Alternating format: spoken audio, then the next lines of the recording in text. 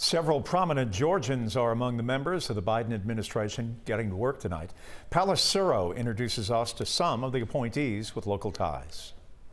We reached out to University of Georgia professor Joseph Watson Jr., who served as an appointee in the Commerce Department in George W. Bush's administration. He says having appointees with local ties is important. And having those from a particular state can ensure that issues that matter to our state are reflected and known by the individuals that serve to execute the laws within the executive branch. He says that having people who recognize the importance of Georgia's agriculture, airport, and large corporations is vital. All those kinds of resources, wherever they are in government, is of valuable importance to the state. In this administration, one of the people with local ties includes Dr. Elizabeth Sherwood Randall. She'll help inform the president and ensure the White House is developing policies on homeland security matters. The distinguished professor at Georgia Institute of Technology also worked in the Obama and Clinton administrations. The Department of Homeland Security is one of the newer cabinet departments. It was established after September 11th. Atlanta native Samia Ali, who served as a law clerk to Associate Justice Sonia Sotomayor,